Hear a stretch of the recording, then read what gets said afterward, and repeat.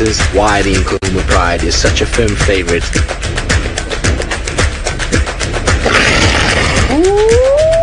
It's our golden-eyed boy. He just looks ready for a fight.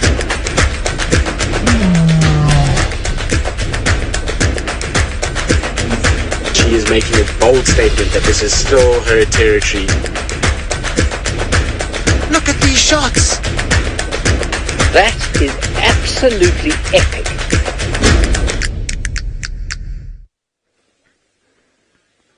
Good afternoon, a very warm welcome to you once again, coming to you live on another Saturday in Djuma, Sabi Sands, South Africa. We come to you from two locations, Djuma and Chitwa game reserves, all the way in the greater Kruger National Park, Sabi Sands, South Africa, where the weather today is 27 degrees Celsius, 82 degrees Fahrenheit. It is a beautiful day, and I'm not only one out this afternoon. I'm joined also by Brent Leo Smith, who's down in Chitwa at the moment. We have James Henry, who's already found the Nkuhuma Pride, and Ralph Kirsten is scratching around the east for Thandi and Tlalamba. But not only that, we have also got many countries away in the Masai Mara, two beautiful people joining us. They're in the studio, Jamie Patterson and what's his name again? Tristan Dix, and they're going to be coming to you from the studio, and the temperature there's 22 degrees Celsius and 71 degrees Fahrenheit. It's a beautiful afternoon. We are going to be exploring the ins and outs of all the characters here, and especially their movements.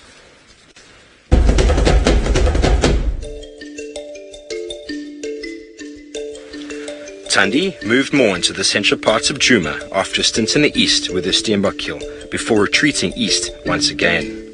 The little chief, Hosana, turned up as usual, unannounced, right in the heart of Djuma, while Shadulu and Hukumuri both made brief, early appearances on our western boundary.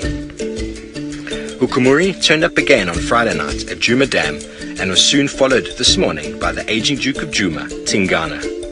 From the Lions, we saw the Avoca males march south onto Chitwa in the early week, and two unknown lionesses, potentially from the northern Telemati or Shumungwe prides, materialized for a short time in the heart of Nkuhuma Pride lands.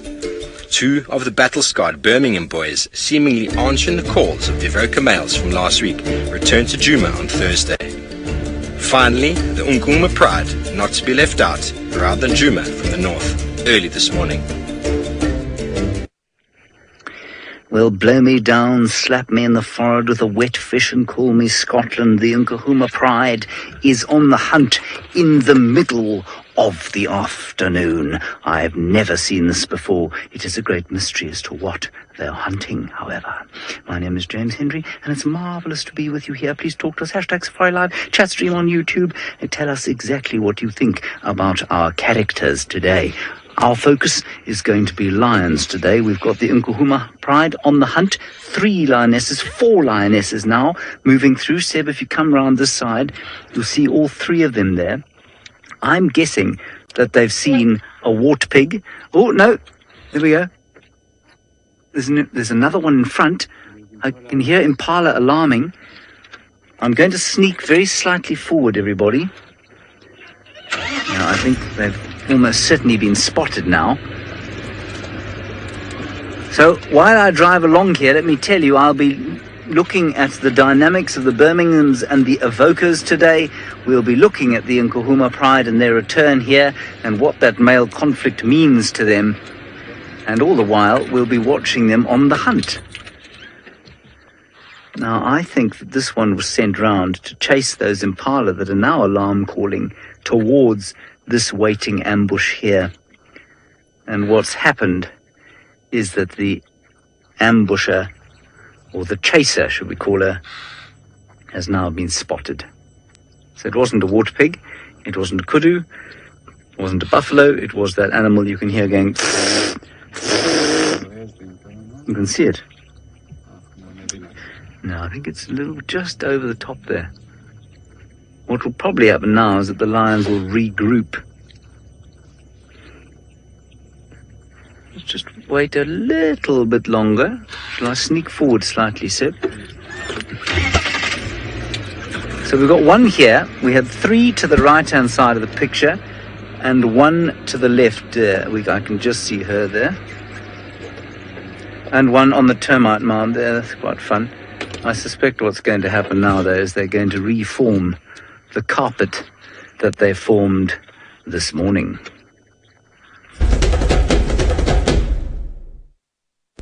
After a deeply unsuccessful morning tracking Thandi over Djuma's eastern boundary, we find pug marks of a large pride.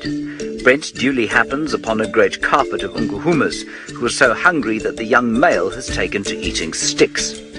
Their skinny bellies indicate that the lone buffalo bull wandering Djuma over the last week had better be careful. Clearly, the lions are not hungry enough to be hunting on a chilly Saturday morning, however, when they could be lazing in the glorious sun. Tonight, maybe a different story. There is the person, or the lion, responsible, I think, for making a hash of that hunt. Very difficult in the daytime here, and in fact almost never happens here during the day. Anyway, she's now feeling ashamed and is going to sleep. There is a huge herd of impala, obviously not far behind here. So that was the return of the Nkuhuma pride that you witnessed there. We tracked them in, as I said, from the eastern boundary, after we had tracked deer Thandi out into Torchwood over the eastern boundary. The lioness you were looking at there is the one that we know as, I think, the fluffy, is it? Yeah, I think that's her. She's got quite a fluffy chin, that one. And she's got a purple eye, is that correct? No, her eyes are shut. Okay, I'm going to figure out exactly who's who here. We've got 5 lionesses, all the cubs. Ralph Kirsten is on the hunt or has found his character for the afternoon. Well, we are on the lookout and searching very hard for our resident female leopard, Thandi. She's 11 years old, and her wonderful little cub of 7 years old. Sorry, not 7 months old. And, well, we're always looking at animals like Nyala that could be barking, giving away their position. And we also do have some of the monkeys up in the trees here that we always do stop and listen, because if they start to alarm call, well, we know exactly that there are some leopards around. But we've been driving around, we've seen some reasonably fresh tracks, but for the moment it's very quiet. It wasn't, however, this quiet earlier in the week. Thandi has been doing very well on the hunting front of late. We witness her stalk and kill a steenbok, after which she caches it in an African weeping wattle, the perfect type tree to learn how to eat while out of reach of circling hyena for the little tlalamba. She does still, however, have a lot to learn. Placing the food in the fork of a tree, and not herself, for instance, still needs to be mastered. But with the ever-watchful eye from Mum, I think tlalamba is going to be just fine. And so, how wonderful was that? That sighting that I had was one of the most amazing sightings I've had since I've been here on Djuma, and it was so nice to spend the whole day with Thandi and her cub, and watching the little cub trying to feed in the tree like that, really getting things backwards, sticking herself in the branch rather than the food itself. But it was fascinating. And then the hyenas coming in and them really scattering, and Thandi very expertly taking that kill back up the tree each time. But it was also interesting because she kept bringing the steenbok down to the ground so that the little one could feed, because it obviously wasn't feeding very nicely up in the tree. And every time she did that, there was a pesky hyena that kept coming in and trying to get a free meal. But the expert that Thandi was, she kept on taking it back up the tree, and the little youngster was scattering for cover, and quite expertly also climbing up the tree as well. Now, we're going to continue on the search here for Thandi and tlalamba. Hopefully we get some more clues, but, well, it seems James doesn't need any of those. That's the oldest lioness. Yeah. Right, so the lioness is still interested in the impala, but no longer making any sort of valid efforts to try and catch any. For the obvious reason that they've been spotted, of course, and it's a hot day, 27 degrees odd, 81 degrees Fahrenheit, very pleasant out here indeed. Now, of course, the question is, why on earth have they suddenly decided to arrive here? And I believe the answer comes from the conflict that we are currently witnessing. On Sunday, the Avoca males break cover in spectacular fashion, roaring their intention to take Djuma and Chitwa as their own.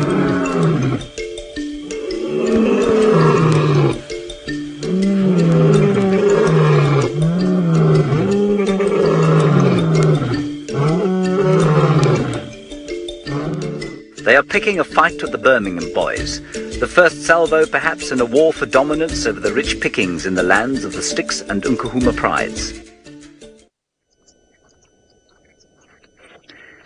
So back we are here. So that was, as I said there, I think the opening salvo of the battle royale. That is, of course, about, well, the war perhaps, with many battles that is going to ensue between the Avocas, 3 young interlopers, and the Birmingham boys, who are now 3 years into their tenure as the dominant males of this area, and aged probably around 7, we think.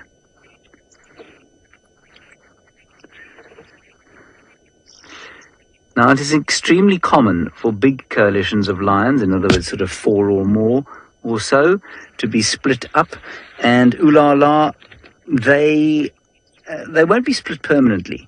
I don't think.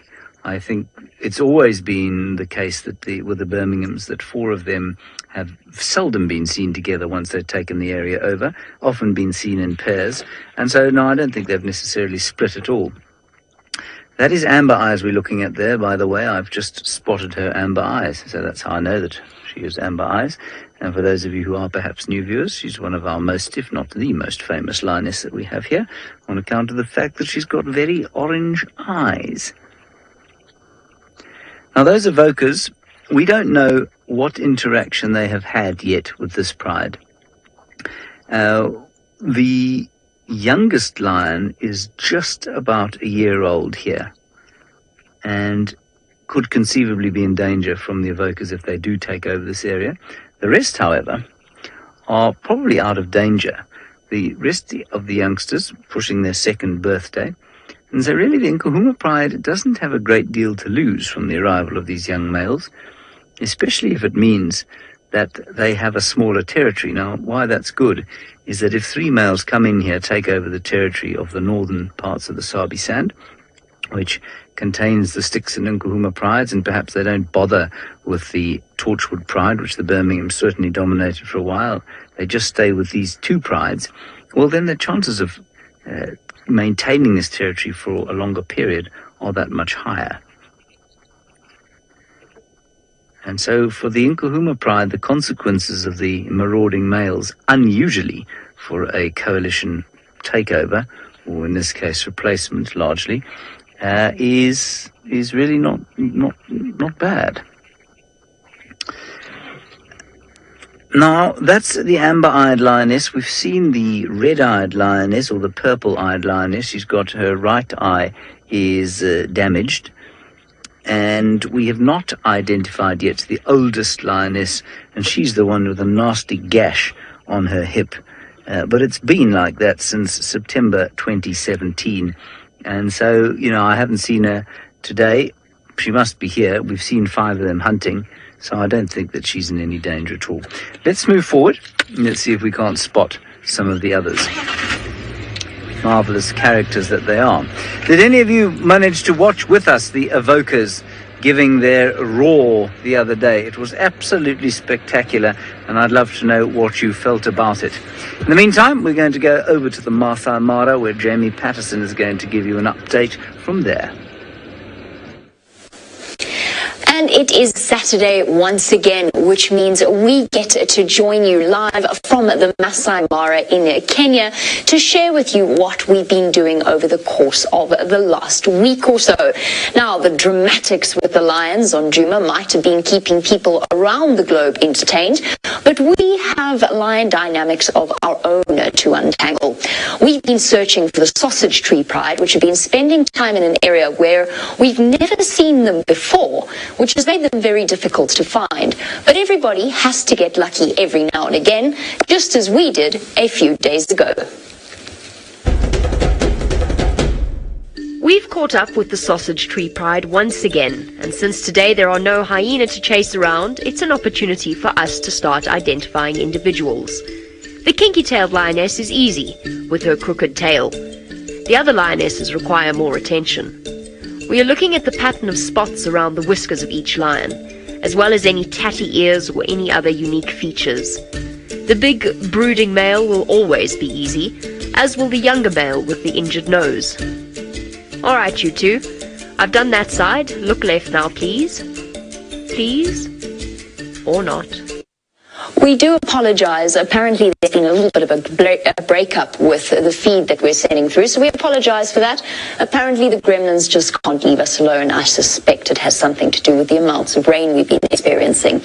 Either way, you saw what we got up to with the sausage tree pride. I sat with them for 6 hours and they did exactly nothing. But it was a fantastic opportunity for us to work on this process that we are continuing with, which is essentially a way of identifying individual lions. So while we don't have a lion that we've identified by perhaps a rather fluffy chin, we have put together this, which is a way of identifying just one of the young males of the sausage tree pride. And we have one of Brent has found something with a very interesting hiding place.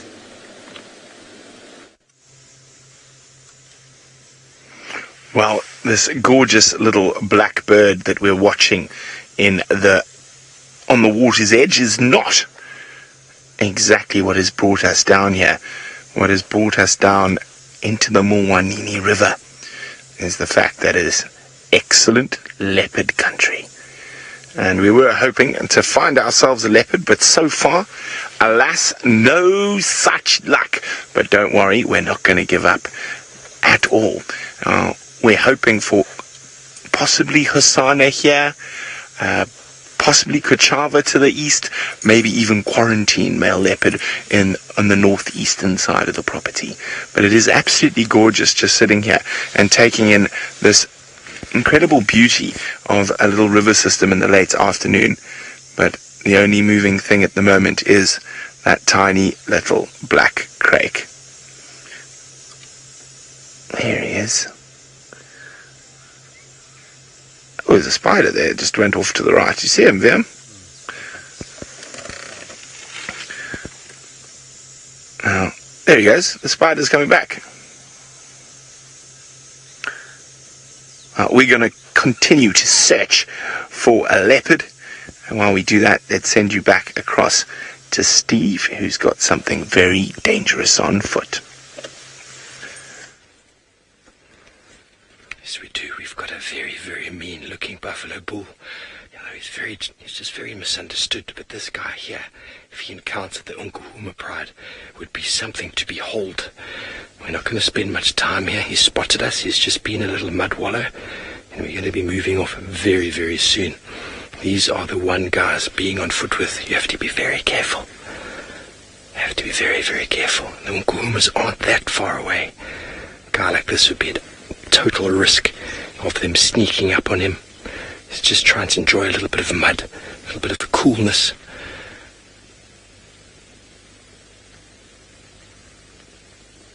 He's by no means a rutting animal. As an individual we had this week came into Djuma looking for some rutting impala.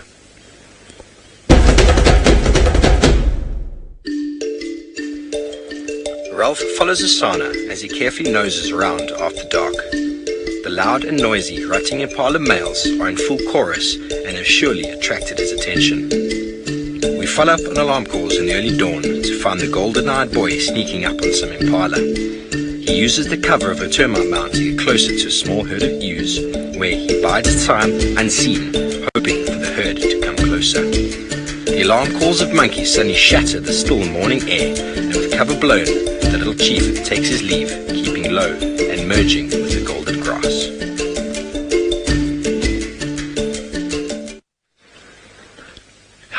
marvelous was that? The little chief coming into Djuma, looking for some impala.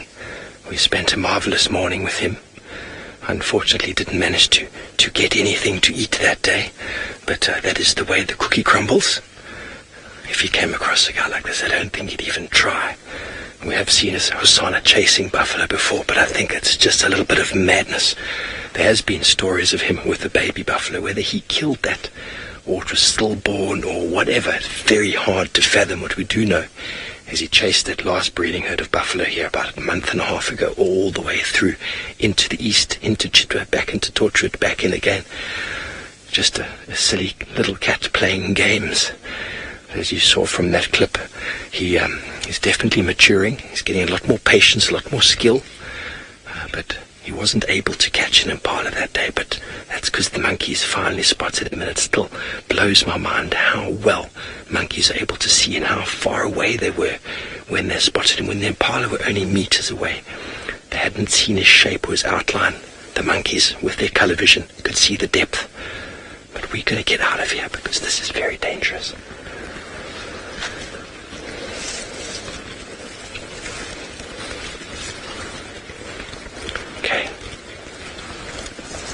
Okay, well, definitely going to go over and see some animals that would like to taste this guy for a treat. They would absolutely like to taste that fellow, and I suspect if they come across him, again, as I said in that little clip to start with, I think he's going to be in big trouble. It looks like these lions have not eaten a decent meal for some time. So here are some of the youngsters, now almost 2 years old, just having a bit of a clean. This is the sort of highest action you can expect at this time of the day from Pride of Lions, and so we can be very grateful for what we're seeing. And I'll just quickly show you the leg of the young male who's just behind. He's the one behind there, Seb. There we are. Yes, and heir apparent, of course. Well, it doesn't work like that in lion country. He will never be heir apparent to his father's territory. Two of the Birmingham boys returned to Djuma on Thursday, here most likely to find out who has been roaring on their patch. It seems they may have encountered the evoker male somewhere because they have been in a scrap. Nkuhuma is limping and sporting a boxer's swollen left eye. These are still two mighty, impressive, grizzled and battle-hardened lions, however, a good deal older and more experienced than the interlopers. Since their return, we have neither seen nor heard the evokers. The fight, it would seem, has begun. Phew, it really is quite high action here. There we have a young lioness walking round the back just to see if she thinks Seb is quite a delicious morsel perhaps for dinner. But the young male's got his head up, Seb. Let's go and have a look at him. There he is. He's got his little teenage mane. Now that is the first male offspring that we know of the Birmingham boys who you heard roar. Well, they weren't roaring actually, they were looking a bit beaten up. As I said, I don't know who they had a fight with. It's most likely it was the evokers. I'm told that they were seen the day after that, the evokers, and they were absolutely fine. So who knows? And we also don't know where they went from there, Kathy. We don't know what the Birminghams did from there and whether they came across these chaps. I don't think they would have. Remember, male lions only spend time with female lions or with the pride for two reasons. One is food, the other is mating. Other than that, they won't seek them out, and I really think they've got bigger things on their minds at the moment. I'm pretty sure they were drawn up here by the calling of the evokers. I'm pretty sure that they've met up with each other.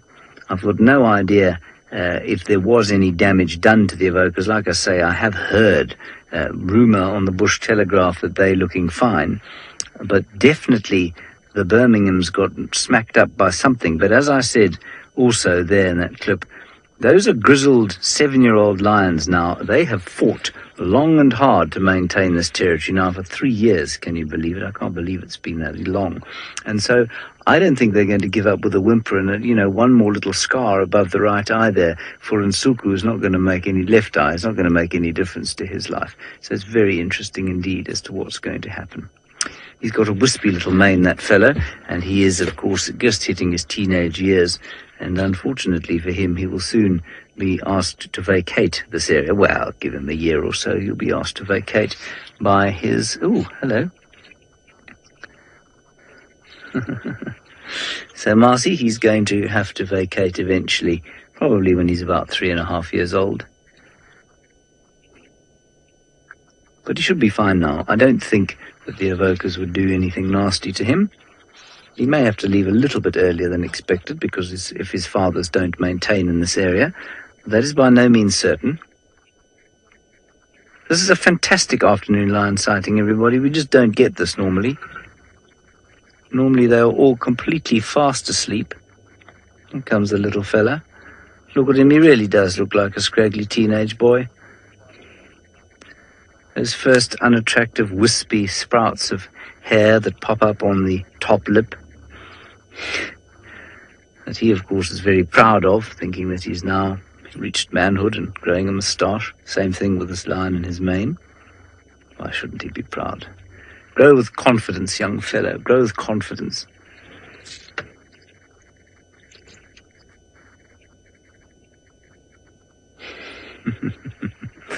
He's quite a fine little fellow. Safari Hut, I don't know when the last time we saw the Styx Pride was. It was a long time since I've seen the Styx Pride. Yeah, I actually couldn't remember. I don't know when it was. I think it was sometime in the last 3 months or so, but I don't think I was here. Can you see anything there, or shall we move, Seth? It's not the greatest view. All right, let's move.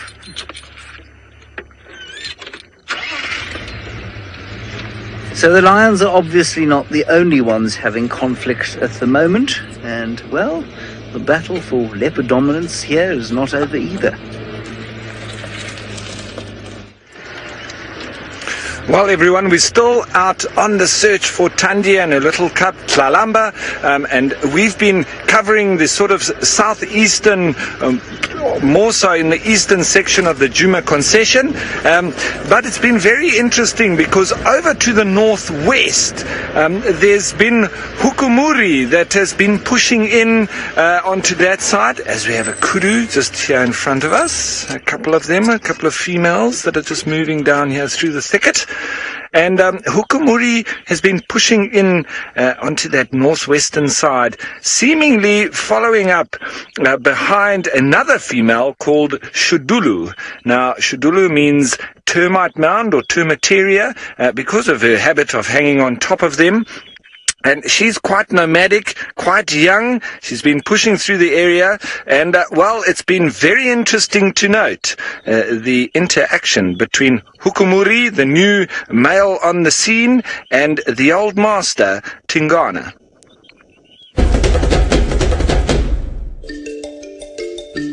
It seems the battle to decide the preferred mate for the young female leopard Shudulu has heated up this week. Hukumuri has once again been spotted in the central to northwestern parts of Djuma, scent marking on every prominent bush in the area, apparently staking his claim on the feisty and elusive Shudulu. This has not deterred Tingana, who has been found to be moving in the same area and marking the same spots as Hukumuri. Does this mean Tingana and Hukumuri are competing for mating rights? I guess we are going to just have to wait and see.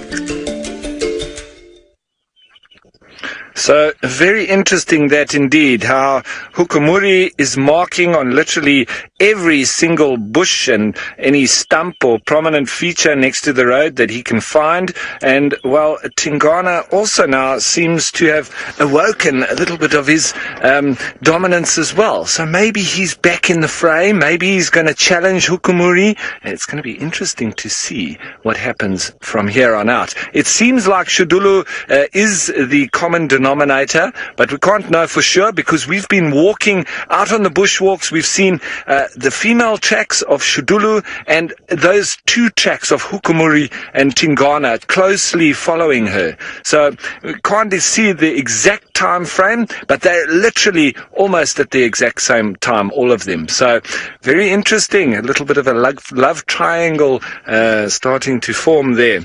Well, let's continue on our search for our subject this afternoon, and that being the beautiful Thandi and her cub. So I'm not the only one out looking for cats and having not found them like Brent, and so I wonder if he's able to find any as well. Well, it's good to have a little brother who works close by sometimes, because he's just told me about a kitty cat, but I'm not going to give away which one just yet. So hold on, we're rushing, but I've been tasked with following Shudulu this week, and she is definitely growing into one of my favorites quickly. She's a busy leopard, she's always on the move, but she does move quite far, and she has headed off into the west. But see what she got up to during the week.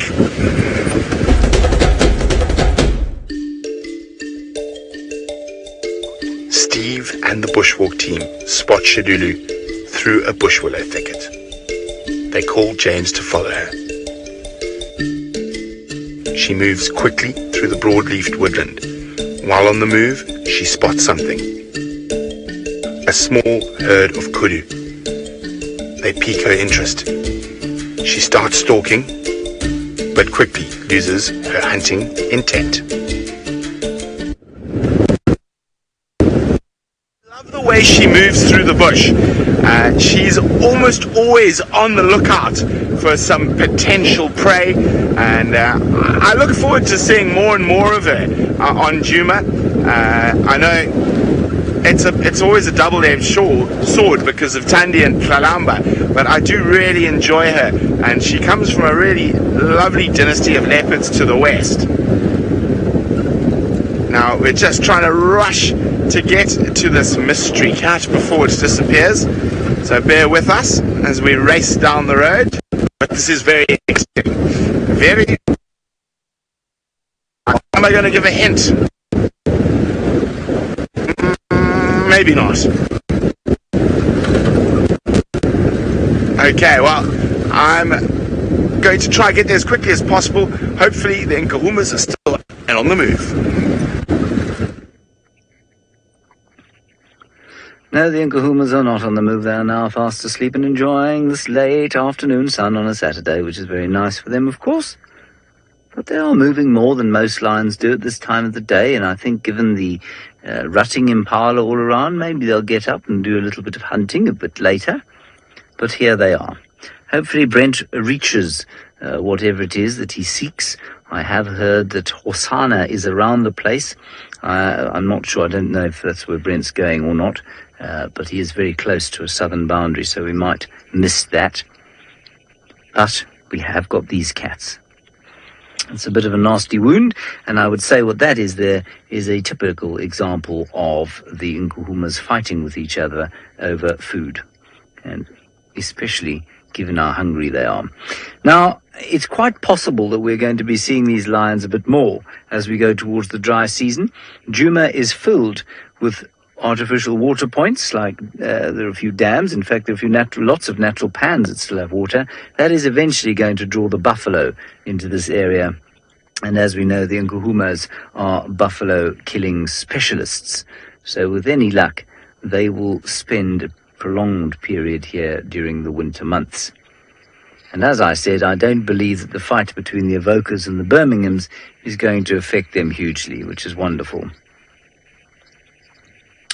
Zephyr, I do not believe so, no. Amber Eyes was the lioness sitting on top of the termite mound. When she got up, I looked very specifically at her belly. I do not think she's pregnant at all. I think she is very unpregnant. In fact, I think all the lionesses here are very unpregnant at the moment. Now, in theory, they would be just about ready to conceive again.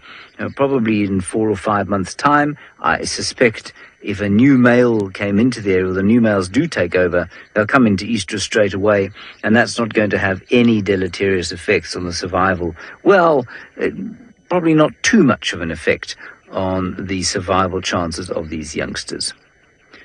Right, I hope that Brent's surprise doesn't make you as tired as it is making that lioness. Oh, it's definitely not. He's lean, he's mean, and he's keen, and he's our little chief. And he is looking hungry and up and on the move. So it's going to be interesting to see where he goes now. He's just crossed into our traverse area. So very exciting. And we have had some wonderful views of him during this week, as Steve has been telling you about, and hopefully it can only get better this evening. Now, if any of you are joining for the first time or don't know much about Hosana, and Hosana is one of my favorite leopards. I have known him since he was less than a day old. We found the den that him and his sister were born in, and we've been following his life almost every day up until this point. And he's just over 2 years old now. Here he comes. He is incredibly relaxed around the vehicles, and even on bushwalk. Jenny, I agree, he is deliciously handsome leopard. Look at that, in that perfect golden light. He's looking for male impala. That's what he's doing at the moment with the rut happening at the moment. That's what he's doing. He's searching for male impala. He's checking these open areas where the males will often chase each other about. Oh, he's beautiful.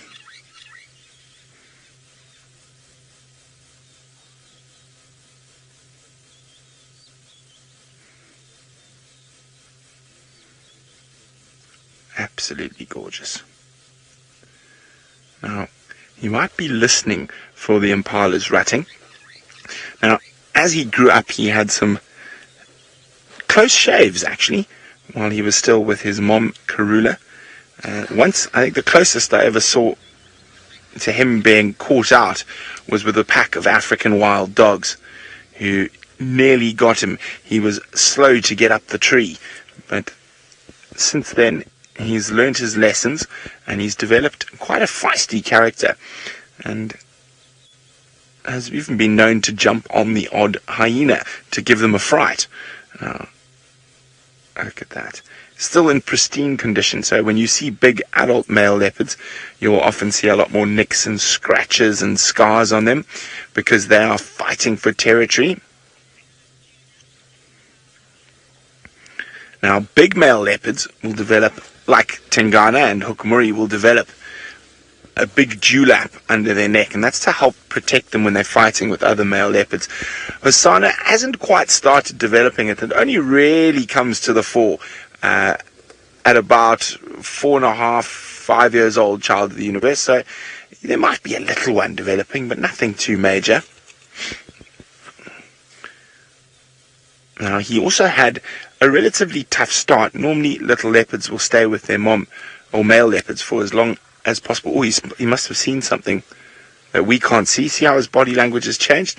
He's going to go walk right under Fanuti's legs. There he goes.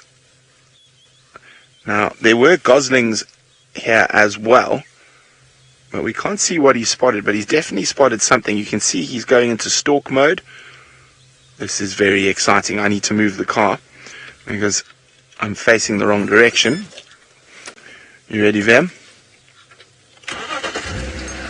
So it's very exciting. We don't know what he's stalking. There could be impala here, there could be a nyala, kudu. Anything might be coming down to this waterhole after a warm day for a drink. So what we're going to do is we're just going to put ourselves a distance. He could be even hunting an Egyptian goose.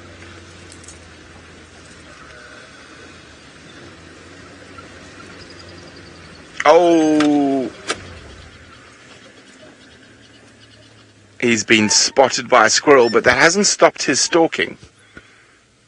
There he goes, he's running. wonder what it is. We can't see what it is. What are you after, mister? Vim, do you want me to go forward? No, there he goes. We can't see what he's after. Hold on.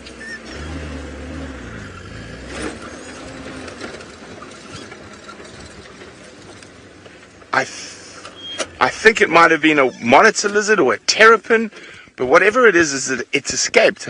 Doesn't look like he's caught anything. So he went after something. Oh, you can hear the squirrels now. And I was just about to mention before he started disappearing off down the bank there, is that he actually survived off water holes like this, off terrapins, once his mom died, terrapins, water monitor lizards. So he actually survived off tiny little things before he started catching bigger prey. And if he's hungry enough, he will still eat things like terrapins. For those of you who don't know what terrapins are, turtles, aquatic reptiles. And a leguan is a monitor lizard, is a big, also water-bound lizard here. Squirrels he'll eat, but you can hear the squirrel shouting.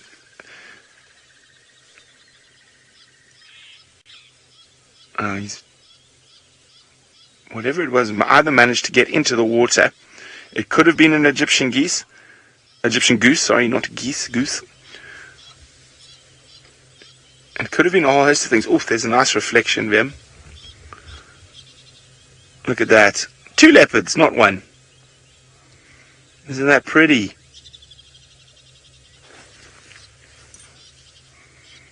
You can see now he's put his tail up. The squirrel is shouting incessantly. He's like, okay guys, you've spotted me. I've given up. You can see his body language is totally different.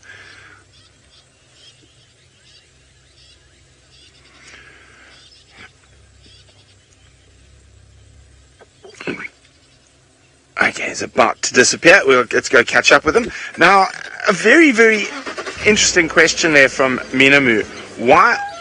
Why do we think he survived and not his sister Shongile? Oh, it could be just pure luck. Thandi is going to be a lot more hesitant to chase and try to tangle with a young male, because he's already heavier than Thandi is, than going after a young female. So it is a difficult one to say. Maybe Shongile just got unlucky. But without having her mom around, it made her life a lot more difficult. Whether him being a slight bit bigger, maybe it was a little bit easier for him to survive. Because I think Tingana would have tolerant of Shongile. However, Thandi was not at all tolerant of Shongile. Okay, looks like he might go investigate the old elephant carcass. I'm just going to try and get up ahead of him.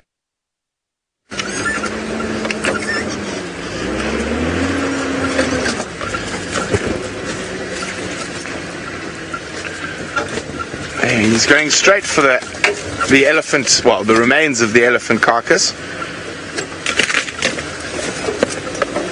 Now, the one thing that I have been seeing around that elephant carcass, rooting around, even still chewing on the bones, is warthog. And I'm just having a quick look. There's any warthog there today? No, there's not. You see him yet, Vim? You should be spotting him shortly. He might go up the termite mound. Oh no, he's still coming this way.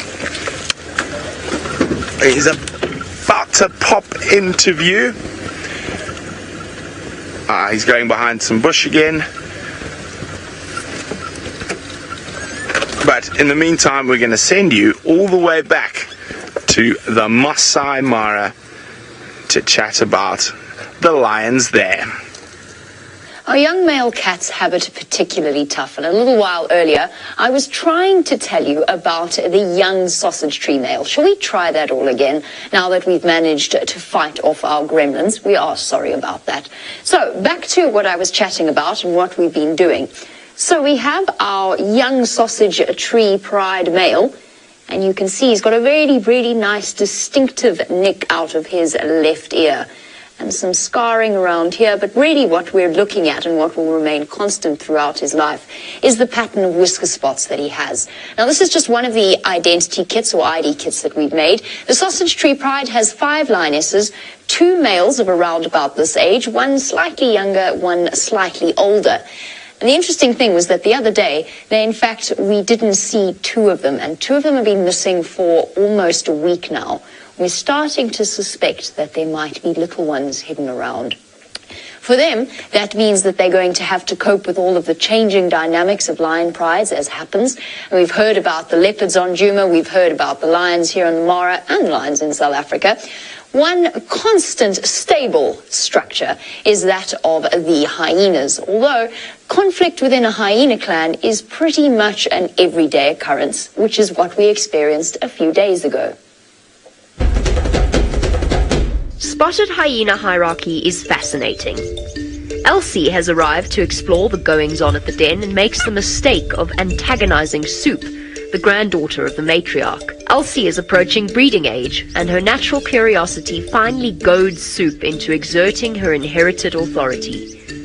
Elsie's submissive behavior comes too late, and Soup snaps at her as Waffles and her son Ferg move in as well.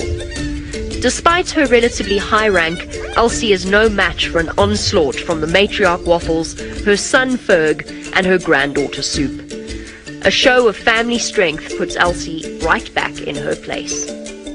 Understanding hyena dynamics can be very tricky, especially with a clan the size of the North Clan. So what I've done is I've tried to put things into perspective for all of you, and hopefully one day James will forgive me for dismantling his map and my trespasses on his studio. So, there are 56 names up here. They are the ones that I've included purely because they are females or they are cubs of an age, male cubs of an age that haven't dispersed away from the clan yet. So we'll start off with Waffles.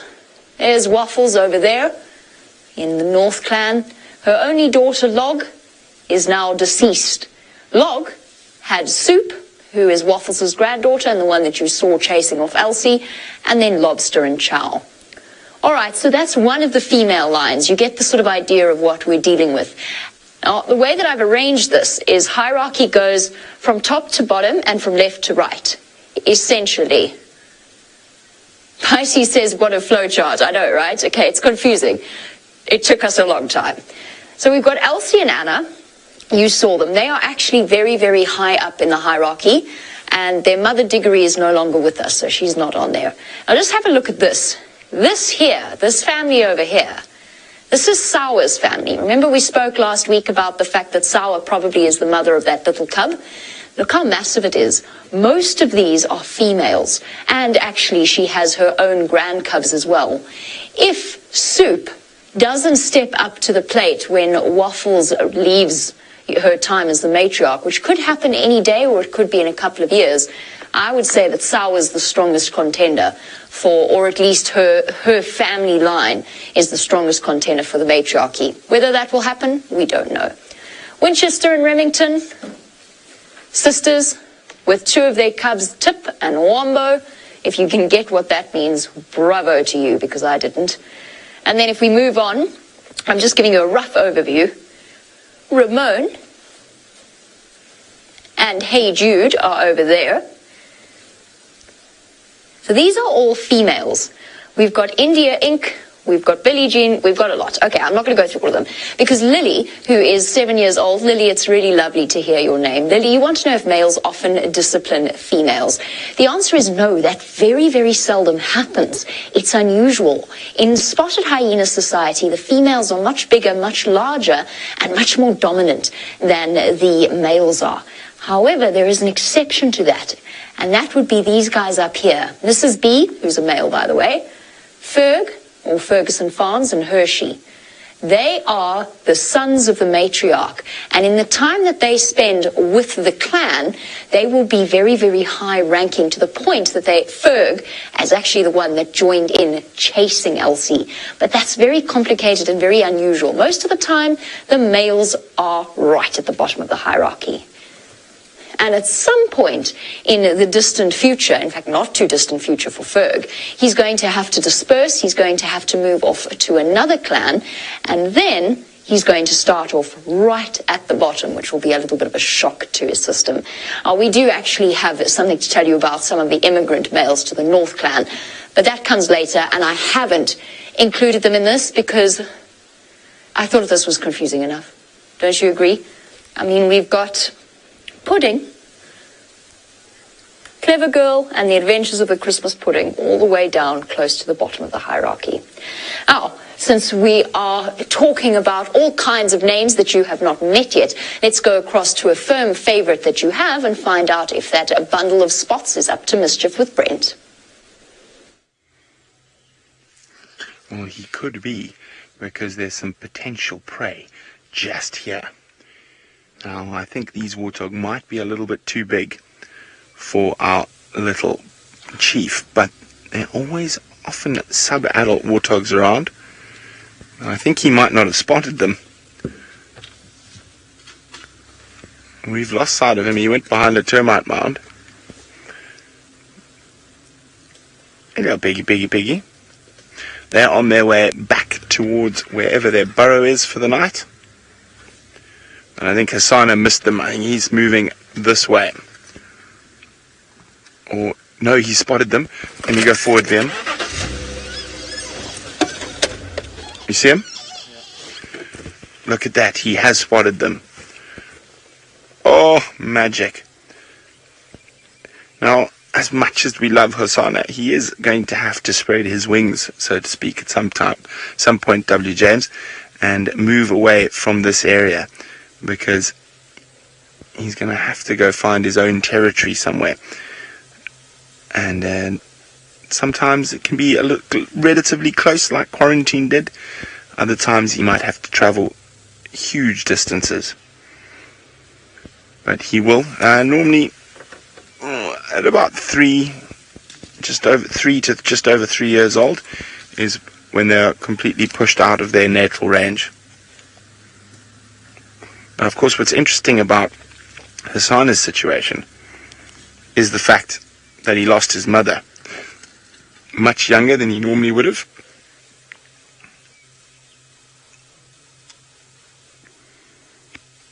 Look at that focus. I think those pigs have made good their escape, though.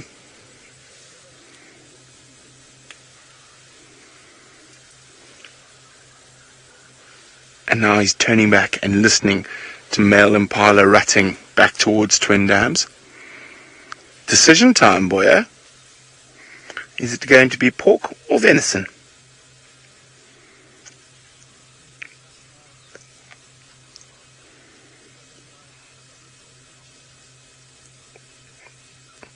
Beautiful.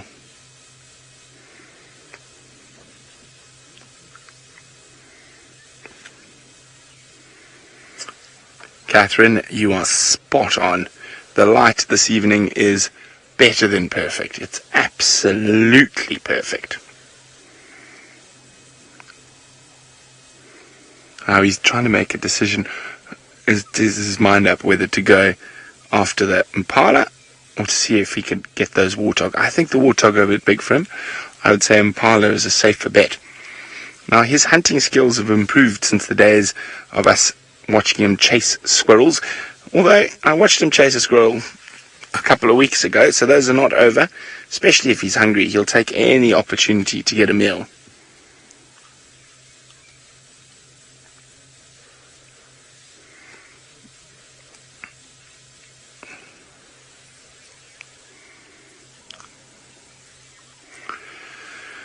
Now, he might sort of go through the motions of scent marking at the moment, but he's not being very serious about it, Elizabeth. But Elizabeth, there, yes, Okamuri scent marks in this area, as does Tingana.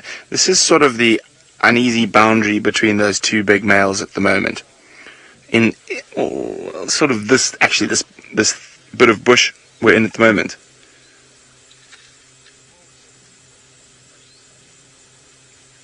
Hosana, the monkeys are not your friend at the moment. That is incredible. Those monkeys have spotted him from the Moati River, which is way down there. We're going to move to go have a look, but the video can show you. Somewhere in the tops of those trees, down there, the monkeys spotted him on top of that termite mound. Isn't that amazing how good their eyesight is? Now, it doesn't look like our poor little Chief Hosana is going to get himself any pork this evening, but Tristan experienced some pork. You can see James is still safely surviving the floods that have come through the Mara this week and is tucked away in his little donut and doing his job. For those of you that weren't with us last week, this is James the crocodile, and well, he's got his little floaty on. That's to keep him nice and safe with his family of friends that stay in the Mara. Now, it has been an epic week here. It's been great to have lots of rain. I suppose those always brings excellent things, and it seems as though Brent and James and Steve and Ralph have had a crazy time in Djuma as well. And I must be honest, a little bit jealous when I see Hosana running around after warthogs, but I can't be too jealous because we had a successful hunt of our own. They've got it. That came out of absolutely nowhere. The Winnows have grabbed 2 warthogs. You can hear the other is still alive. This is definitely going to attract the hyenas. Oh look, there the hyenas are coming. They've spotted the lions and are going to try and steal these kills. There, they've grabbed it. Isn't this just insane? They're feeding together. Listen to that.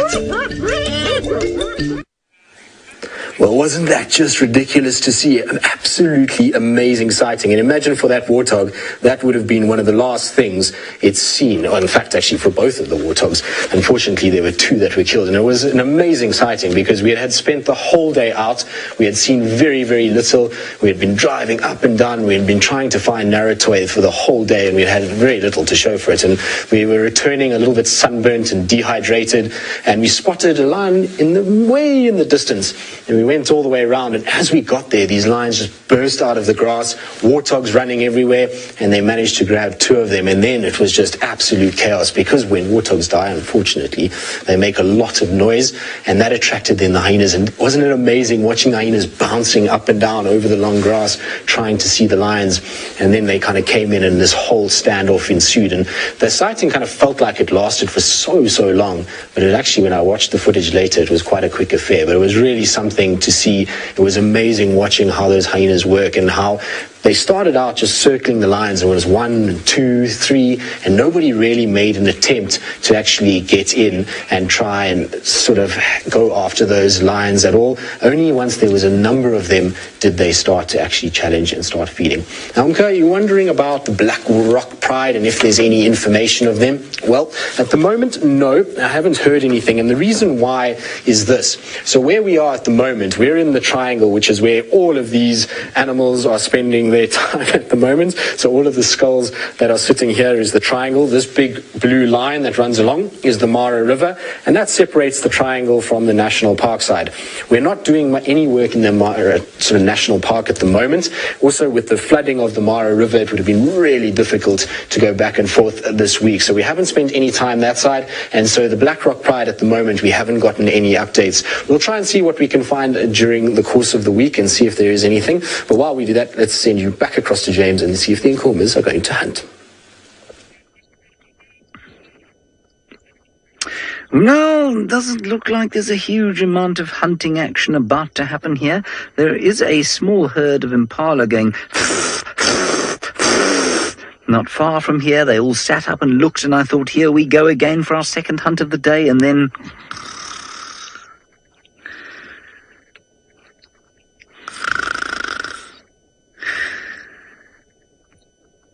some world-class championship sleeping. Now, I was writing a blog the other day, which sadly was not will probably never see the light of day. But as part of this blog, I did a little research on the amount that animals sleep.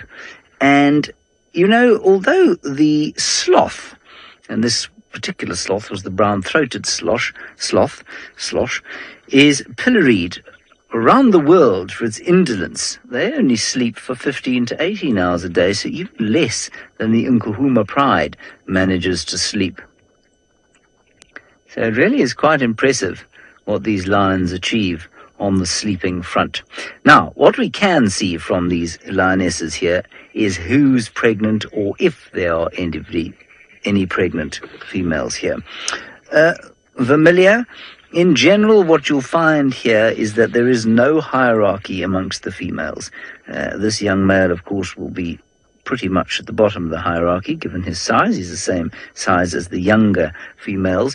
But there is no hierarchy amongst the females, and so, no, I don't think that there will be any kind of dominance shown by one to the other.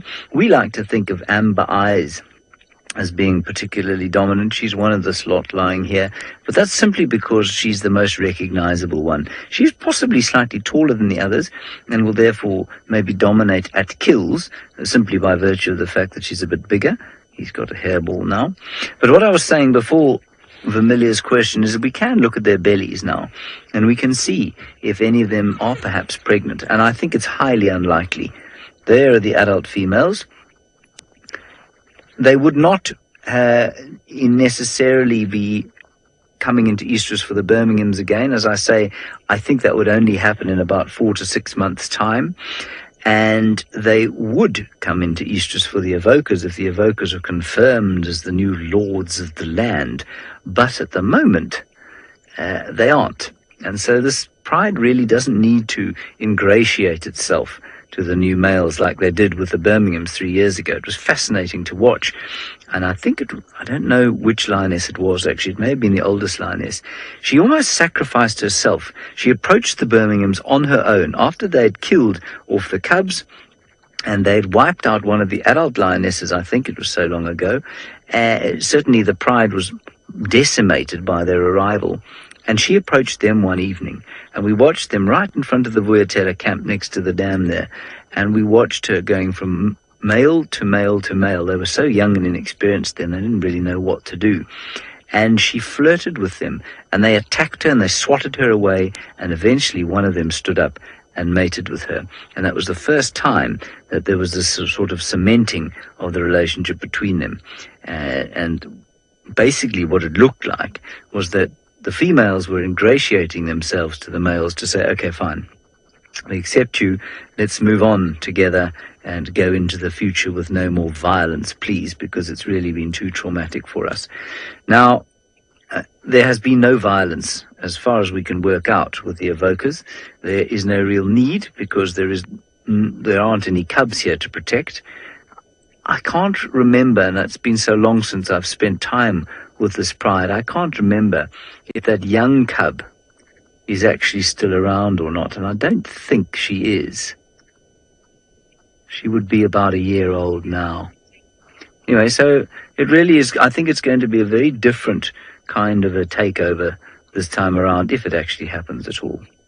All right, from that snoozy fellow, I tell you what, he reminds me of, Sebastian. He reminds me slightly of Ralph Kirsten. Monitor lizard. So everyone, I have decided just to expand the search area for Thandi and little Tlalamba quite a bit, because we haven't been able to pick up any signs of them for the time being. But well, in the beginning of the week we saw quite a bit of them, and that's why I shouldn't really be complaining, should I? There has been no shortage of sightings with Thandi, the beautiful resident female leopard, and her playful cub, Tlalamba. We find them regularly in the central part of the Djuma Traverse, and there really seems no end to Tlalamba's playful nature. Sometimes the mere chore of drinking is the only thing that stops her from using Mom as her personal stalk and surprise target. However, she is growing fast, and these will be valuable exercises and lessons for her journey into adulthood. So that was absolutely fabulous to see them, well, especially little Tlalamba playing and learning all those lessons from Mom. And I'm just having a look, there's a wonderful monitor lizard track on the road there just in front of us, winding its way nicely just on the left-hand track there.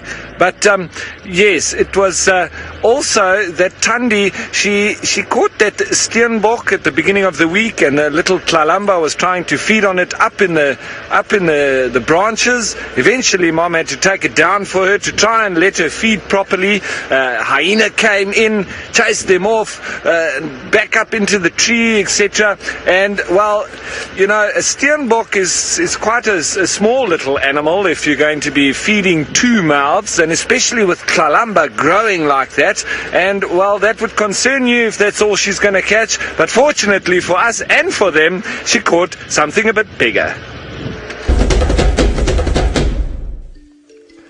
Getting regular meals is a real priority for little Tlalamba's development, and Thandi has been making sure that her latest offspring is getting just that. An impala is the ideal meal for two hungry leopards. Here Thandi showcases her excellent hunting and parenting skills. Even with an already full belly, she understands the importance of not letting opportunistic scavengers share the spoils of this life-supporting protein. So, how wonderful was that? I mean, and that's the reason why I say I cannot complain about the sightings that we've had with Thandi. But she's being a little bit elusive now in the last couple of days. But, well, that's her prerogative, I would say, because she's allowed us really into her personal space, letting us watch the little cub growing up, learning, feeding, and, yeah, Thandi, what a wonderful girl she is.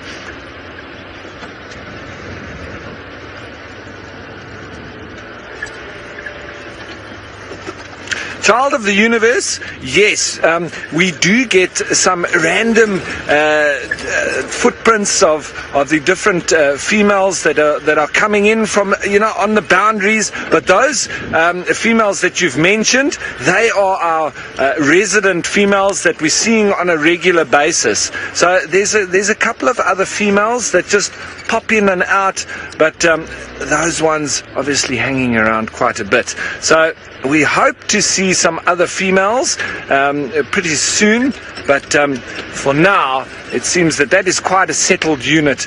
And speaking of other leopards, it seems Brent is still with that one.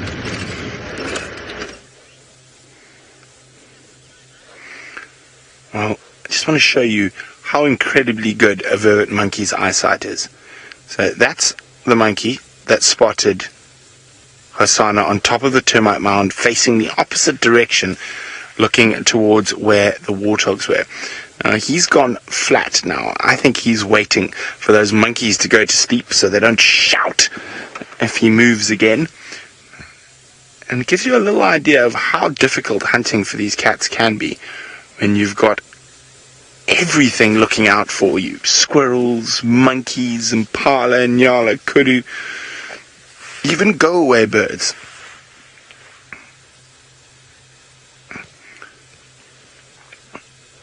There's warthog coming back. What have you heard behind us, Hosana? Just having a look.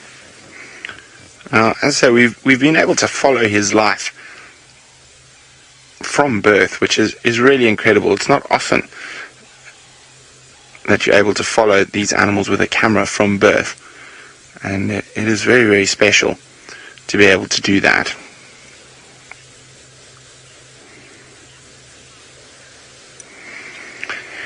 It's one of those questions we get asked quite frequently, and Tom, once he disperses, will he come back? Probably not. It depends how far away he disperses. If we think about Nkuhuma and quarantine, they haven't been back on Djuma once since they've dispersed. So it's unlikely that he would ever come back after dispersing. But you never know. And the animals don't read the books. They can do whatever they want.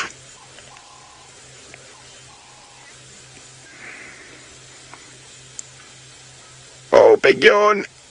Not such a big yawn. Oh, we're going to wait here to see if he gets moving and gets on the hunt.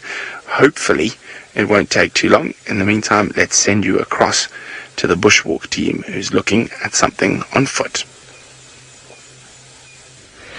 Yes, well, we've been on foot for the last While this morning Herbie and James heard alarm calls of monkeys in the drainage system very close to where Brent is right now, and no doubt Hosana is the individual that we were spending the last few hours trying to find, but unfortunately we missed him, and thankfully someone found him and Brent has been able to get good view. But going up to the Mara, you've seen all the interaction with the predators up there. It's not only there that there's interaction between predators, we see it here as well.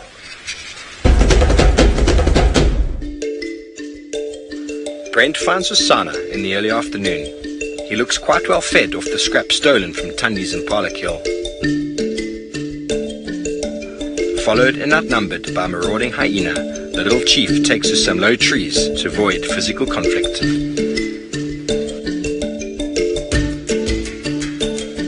So, Hosana might hunt warthogs from time to time. He might hunt impala. He might also steal them from his surrogate mother Tundi, as what Brent saw the other day. The little chief was definitely full after munching on snacks from her. But why did she leave the impala kill? Was it because Hosana moved into the area and chased her away? Was it because Hukumuri, the marauding male, was coming in and there was sounds of him in the west? Did that force her to take Kalamba back into the east? These are questions we need to ask ourselves. But this morning we managed to find Tingana, and I've got the tracks again. It seems that no one's been interested in finding the old Duke, so we've headed back into that direction to see if we can find where he might be. On the road where we've been tracking now, with tracks of Tingana going to Vuyatela Dam and tracks of Tundi going in the opposite direction. Herbie's been pulling his hair out. Not that he has got too much hair in his head because it's very short, but he thinks they were really close behind her this morning, but she just kept moving and moving and moving. She probably went off hunting and then went all the way back to find Kalamba somewhere in the east, and hopefully Ralph Kirsten will be able to make head or tail of where that beautiful leopardess might be, because it's a star-stacked show this afternoon, not just here in Djuma. Friends up in the Masai Mara have been having some wonderful time down up there with all their characters, new ones for me, and marvelous stuff. Steve is absolutely right. It has been a truly incredible afternoon so far. Hyenas, the bane of all leopards' existence. Alas, poor log cabin. I knew her once. I didn't. A hyena of infinite jest and most excellent halitosis. But never mind the deceased daughter of the matriarch for now. Lily, I promised you I'd tell you a little bit more about males, and we were speaking about the fact that male spotted hyena are often dominated, more than often, dominated by the females. Well now, Lily, and the rest of you, I would like to introduce you to Riley. Poor Riley. All he wants to do is visit the den and ingratiate himself to the other members of the clan, but the cubs are not having any of it. This is an important life lesson for them. As an immigrant male that has moved to the North Clan from elsewhere, Riley sits right near the bottom of the clan hierarchy. One of the females steps in to show him who is boss, and Riley is once again pushed away with one final longing look at the social hub that he is excluded from. Poor Riley indeed. Shame. All he really wanted to do was just go and say hello to everyone, and he just wasn't allowed in there. The reason that it makes me giggle is because, of course, the only reason we know what we know about the North Clan is thanks to the Michigan State University researchers, who very kindly shared what they know with us. So they were able to help me to identify dear Riley. And when I asked who it was that was being chased away by the den, the highly entertaining response of, "Oh, Riley." So Gemma, you wanted to know, I think it was Gemma, who names all of the hyenas. So essentially that is done by the Michigan State University researchers. Every year there's a program where research assistants come in and they work with the spotted hyenas. They go out on observations. This is just one clan. Imagine trying to keep track of all of the clans in the area. Here in the Triangle, they researched South Clan, North Clan, and the Happy Zebra Clan. And they were the ones who kindly shared that information. And every time new cubs are born, if it is a new a mother who's had cubs for the first time, they get to choose the theme that her cubs are named along the lines of. And if it is a mother that has an already established theme, then they will just pick names in line with that particular theme. So as you can imagine, over the past 30 years on the other side of the river and the past 10 years here, we've collected some interesting names for hyenas. Now, the immigrant males for North Clan, as far as I remember, if they weren't named previously, were actually named after capital cities or cities. I was just trying to remember. I think it was just cities. Yeah, I think it was just cities. Now, I didn't include any of them on the Great Wall of the hyenas because it just gets very, very confusing. Essentially, when a male reaches sexual maturity, he moves to a new clan, because he's not going to be allowed to breed with the females in his natal clan. So he moves, he becomes an immigrant male, and he goes right to the bottom of the hierarchy. And the only way that he can move up, usually without anything unforeseen happening, is if another immigrant male above him dies, and then everybody shifts up. Or if somebody else joins, and then he shifts up in the hierarchy. So they really are, and for a hyena like poor Ferg, who is the son of the matriarch and has got used to certain, shall we say, benefits in life, he's going to find himself with a very nasty shock. Now, on to something that is completely different. Somebody's got sharp eyes this afternoon. Let's go and find out what Ralph has spotted. Well, we've been talking about nighttime hunters, nocturnal beasts walking around looking for prey. Well, here's another little nocturnal hunter, and that be from the skies. This is a pearl-spotted owlet, and it's obviously just started to wake up, to become active, and to begin the night's hunting. Off he goes. I'm sure he's after lots of little birds. That's what they feed on. So, and sorry for that tower in the background. That's also what makes everything happen out here. So that's our feed towers. And, well, I'm still on the search for these spotted cats, but I know that James is not with spotted cats, but with big predators all the same.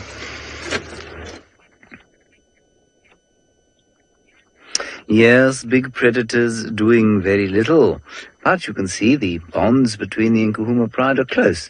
One of them has decided that a little smell... Oh, it's his own tail, isn't it? It's her own tail. She's cuddling her own tail. Yes, look at that.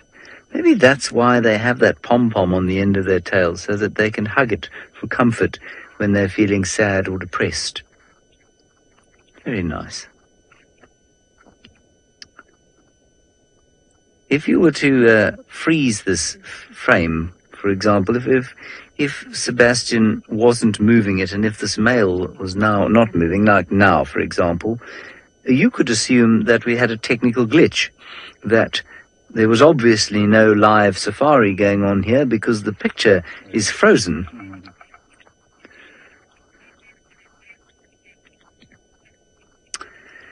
Now, eventually this young fellow, well, not that one there, but the young male will produce an offspring, hopefully, if he manages to take himself a pride. And Bron, the chances are he will recognize it as related to him. Does he see it's the offspring as his own? There's a duiker just behind them, walking straight behind them there. Totally oblivious. Bron, they definitely recognize them as something not to be killed. And that's why it's safe for the Nkuhuma pride with cubs to be around the dominant coalition of the area. And it's why it's unsafe for them to be around a coalition that isn't yet dominant. Because it's them that will absolutely not recognize the youngsters as their own.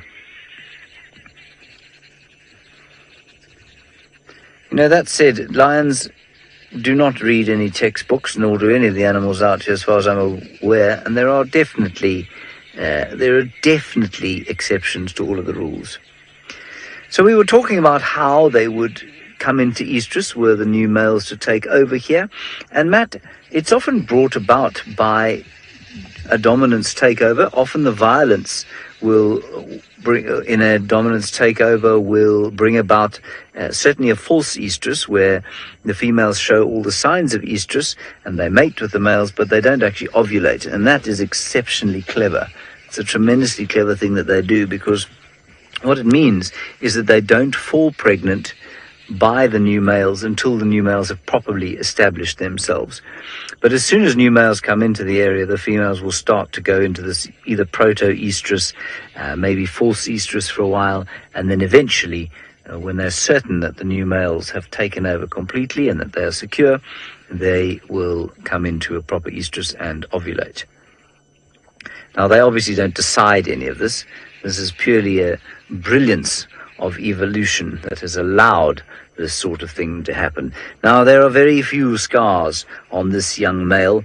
If he dares actually ever take a territory, he too might look like the terror of the Masai Mara. Now, as I sit here and gaze upon the Masai Mara, when I made my way up this way, there was one individual in particular that I was hoping to find, and I'm pretty sure you can guess who it is.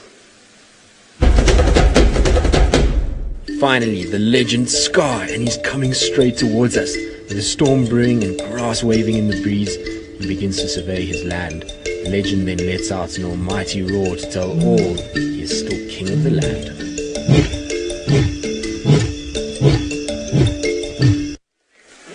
Now, I might not have the same mane as Scar, but, well, we thought we'd get into the spirit of it and join him with a rather sort of dark eye. But he is the most incredible lion. He is absolutely a sight to behold. I must be honest, it was quite something to see him, and it was a bit of a lucky sort of incident. We were just driving down the road, and there's this little side road that kind of went back behind us, and I just so happened to see something out the corner of my eye, and there was this lion in all his splendor, lying with his legs up in the air, and, well, what can you say, his tackle facing towards us.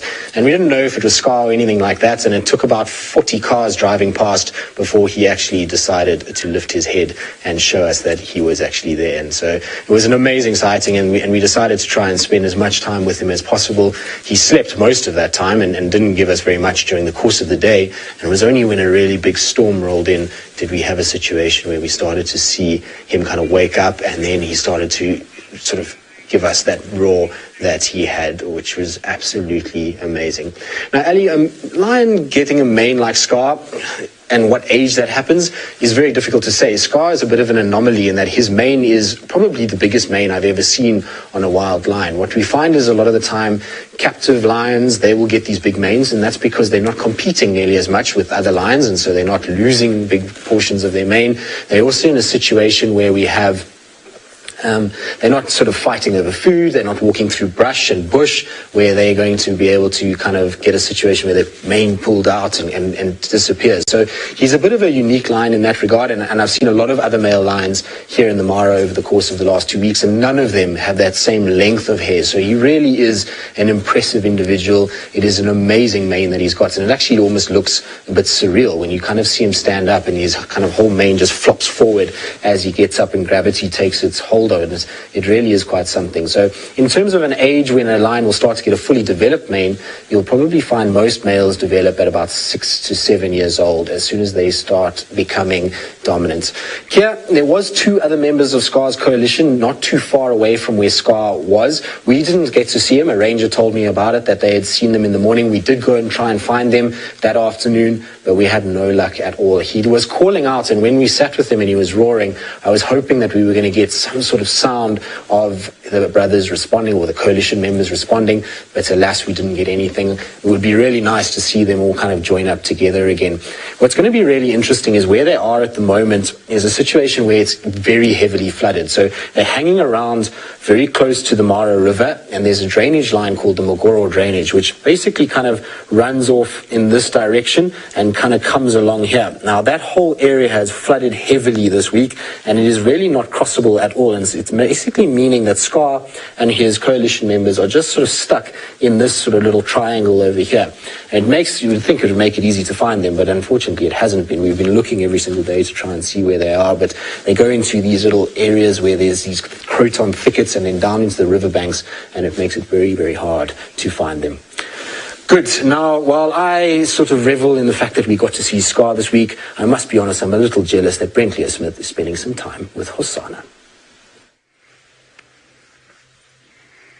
And we are really close to him. You can see VM giving you an incredible close-up of those gorgeous eyes. He's climbed on top of a big termite mound, and we're just below him, so almost eye level. VM's probably eye level with him at the moment, but the nasty monkeys have sent him on top of his termite mound, and I think he is going to be waiting until dark before moving, but you never know. Something might stumble upon where he is at the moment. It is going to be fascinating to see when he finally moves out of this area completely. Oh, it's a tired kitty. So tired.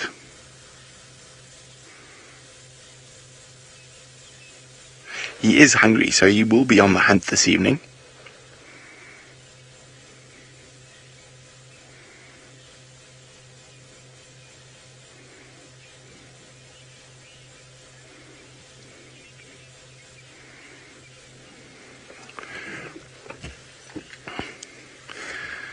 Now, Tingana has made a move back into his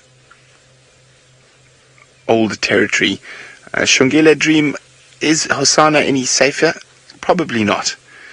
At the moment, he's sitting right on the edge. Hukumuri comes into this area just to the west of us a lot.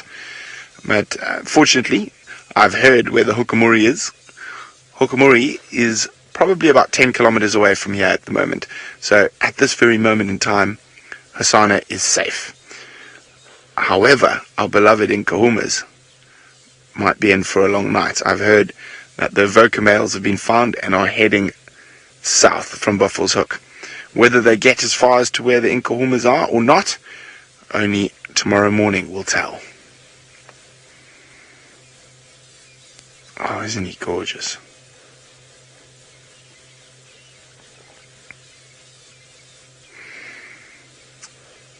While Hosana is curled up in a lovely little ball, someone else is taking it easy out there in the African bush. We are taking it easy, but we're playing a patience game. If only the Mara could give us some of the water that they have. Believe it or not, we are sitting in the middle of Vuyatela Dam. It's very dry, very barren. But for those of you who pay a lot of attention to the show, you'll have met this lovely gentleman before. This is Herbie. He's out on foot with us. And you'll also know that many nights of the last few weeks past, just come into Vuyatela Dam. The Birminghams were here the night before last. Hukumuri came in here last night. Tingana came through here this morning. So we're just going to spend the next little while here and see. Let the leopards come to us, hey, Herbs? We've got our patience pants on and we're willing the cats in to the dam. Please, Mara, send us some of your moisture.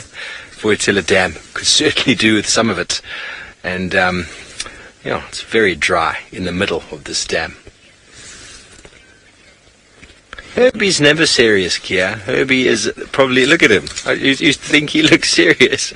I think he's maybe just a bit shy sometimes on the camera. There's nothing serious about Herbie. He's a very, very nice guy. So we're going to spend a few minutes here just listening to what comes and goes in Vuyatela Dam. Guard Monkey, I suppose we are in a bit of a timeout. All the other guys have got the characters, and we try to follow up on Tingana, but it's right up on top of the hill there. It's getting a bit late for us to spend too much time tracking him in the thick bush. So we thought we'd come down to the dam and let him come to us. So leopards like to do things with their meat. Sometimes they go up trees. Well, everyone, we're still being very unsuccessful with our search for Thandi, so I thought I would pop in here and just have a look where this old impala carcass is still hanging up in the tree. Well, it doesn't seem that her or Tlalamba are anywhere to be found. But we have seen her in all sorts of different spots this week, and take a look at exactly where.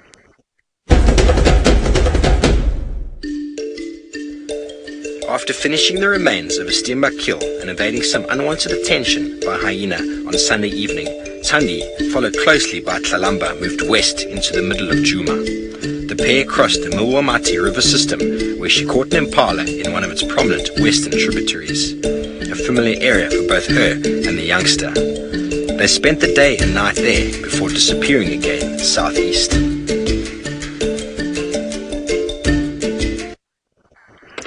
So it's that perfect time of the evening for us to find leopards. This is when they start to be active, maybe walk around, do a little bit of marking, and maybe start the night's hunt. They usually possibly go for a little bit of a drink, although it's not always as easy to judge with leopards as well as it is with lions, because they will also walk around in the heat of the day, but this time is normally the best to be spotting leopards on the move. Now, we are still probably going to have to carry on looking. David, one of the biggest animals that Tandi will hunt would probably be something like a female kudu. But generally a ram impala like this is a good size for Tandi. She's probably taken a couple of females, but the odd ram, quite difficult, quite heavy, but she's more than strong enough to be able to carry it up the tree. And that's why I just thought I'd pop in here, where we have seen it quite strangely, this impala that's been left a little bit and not completely finished eating. So I'm going to start up and see if we can get some more clues or anything like that, but it seems like James's cats are doing something else. Yes, they're having their bath. The Nkuhuma pride is reaffirming the bonds that make them a pride after all by bathing each other, and soon, well, perhaps they'll get up. There we are, on cue. Well done, young lady. Look how hungry they are. They really are in need of a good feed. Oh, she's not so young. That's the oldest female. She's still got that rather gaping wound in her side. Since 2017 she's had that, September. So really, I don't think it's done too much harm. It seems to be maybe slowly closing, but I suspect that it's kept open by constant attention from herself. She needs one of those cones around her head so that she can't lick it for a little while.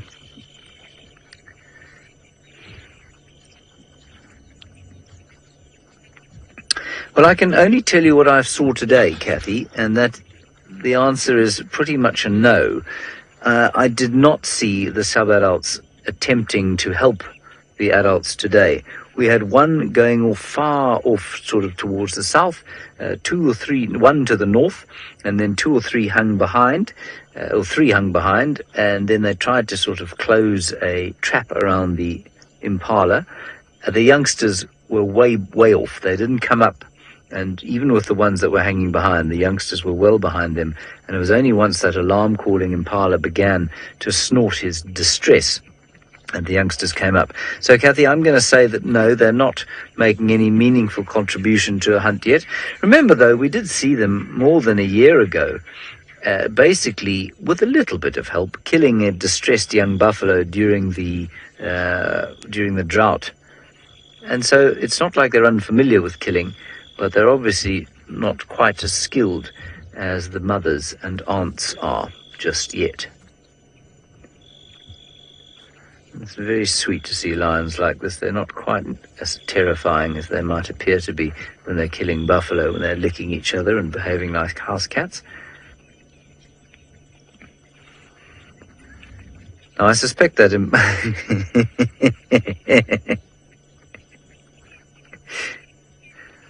I suspect that herd of impala that they were stalking earlier is completely forgotten about them. And that's probably where they will set off when they eventually do decide to get up. We've watched the Nkuhuma pride do this countless times. Greet each other, then they'll probably have another snooze for about 20 minutes, you'll find, and then they'll eventually get up. We have got the infrared with us, so if they do something useful as night falls, we shall follow them, and hopefully do so without ruining their chances of catching something nice to eat.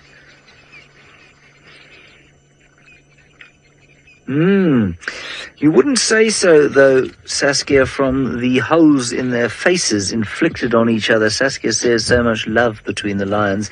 Yes, at this time of the day, absolutely. They're all friends and pally-pally just before we go hunting or just before the meal is procured, be it through, I don't know, going to a restaurant or cooking, or in this case hunting probably. But as soon as the food arrives, then the ladies of the Nkuhuma pride will lash at each other with their vicious claws. You can see gashes around the faces of the youngsters as well, and so they will be fighting each other and getting slapped by the females every time they go towards a carcass. So yes, there's a lot of love, which seems to make a big difference when they are off on the hunt in that kind of trial, trying to develop a sort of pincer movement, but that love falls away as soon as there's food in the offing, and then, well, it's the biggest that will eat the most. A bit like at boarding school, really. Alrighty. Yes, back to sleep they are. Somebody who is not asleep, of course, sitting in the Masai Mara, Tristan Dix, the new cheetah man of the Mara.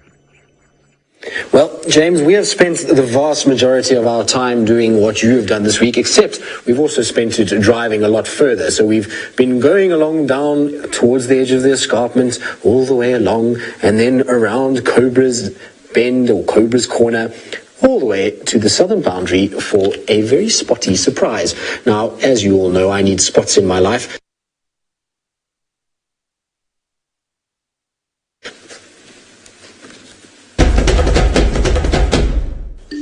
Naratoy is up with the boys in tow. It seems they have spotted some topi and their hunting lesson is about to begin.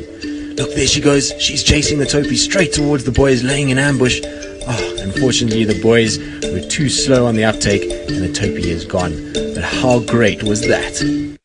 Now, isn't it amazing how Naratoy is slowly but surely teaching these boys? I am thoroughly enjoying spending time with her. It really has been amazing to kind of watch her as she's gone about the last few weeks and how she's sort of teaching these boys where to position themselves, how to hunt, and even the fact that they need to use each other in order to be successful for hunting later in life. The problem is that she's spending so much time down in this area. Not only is it so wet, as we discussed last week, but it's also right on the boundary. And so yesterday, was it yesterday? Yes, I think it was yesterday. She did cross into Tanzania, so we're going to try and keep finding her. I was there this morning. There wasn't any sign of her this morning, but hopefully she will come back and she will be kind of in the area again. She really is amazing, and she seems to take such joy from being with her boys. They run up and down and they play, and there's a lot of kind of games that happen outside of just the serious stuff like hunting and resting in the shade.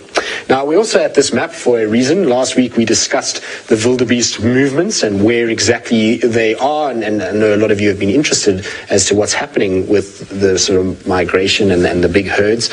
So because we've had so much rain here in Kenya, we've also had a lot of rain down in the Serengeti area, which is in Tanzania on this side. And so I've put up arrows of where the wildebeest currently are and which direction they are heading. It's quite difficult with them, as we learned last year. They do a lot of loops around and do a lot of kind of movement. And so they're kind of circling a little bit. But effectively, these two big groupings here are two of the main sort of herds that are coming up. They've started to move away from Ndutu area, and they're now starting to head up towards the valley and up towards the Grameti River. They've had a lot of rain in this area, and so what happened was they actually started coming right up here and then turned back sort of midway through the week. And then the smaller herd that comes in, which is up in this area, has started to slowly move in, but with the Talek River flooding, it's made a situation where they can't actually cross the Talek just yet, and so they've been milling about just on the other side of the Talek River. So I'd imagine they'll be the first ones to arrive. Then these wildebeest will push up, and I'm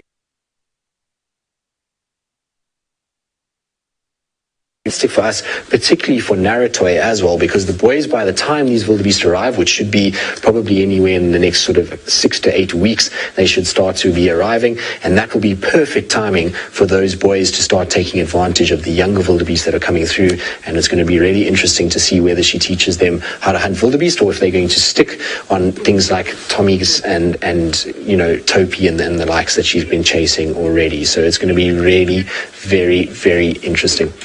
Marty, I am not a member of the Marshmallow Club, no. So Ralph still holds the king title and Taylor still the queen title. I did not get stuck, but there was a rumor, apparently, that there was a fellow member that has already been on the show this afternoon that did get stuck this week, but she doesn't really want to talk about it very much, so we'll just have to try and pry it out of her before she goes on leave. But no, I haven't been stuck. Fortunately, it was very, very close this morning.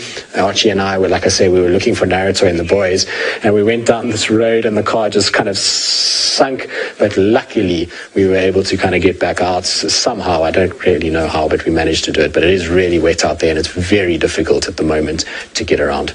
Now, there is the Marshmallow Club, as I just mentioned, which is for those that have gotten stuck, and the founding member is still sitting with the spots.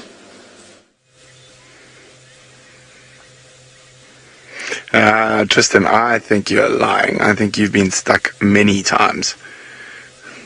You're just not telling us the truth. Hosana is still sitting on top of his termite mound, not looking like he's going to get moving too soon. You will hear there is another game drive vehicle with us, and they will use their spotlight.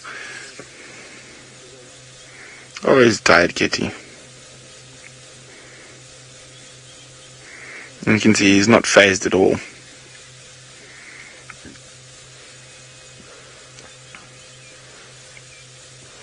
Now, the wonderful thing about Hosana is we have no idea where he might turn up tomorrow morning. He moves so freely through these areas. He could even turn up on the dam cam tonight.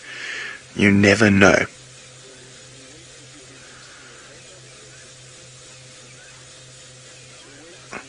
Oh, but exciting stuff. It sounds like, while our cat is flat, James's are on the move. They are on the move, and this is the one second in line now. There we go. And in front there, I think, is Amber Eyes. I think she's leading. We've got the cherry-eyed lioness, or the fluffy-chinned lioness, coming third. You can see none of the cubs with them. The oldest lioness coming in fourth. And perhaps that's the young one with a pink nose.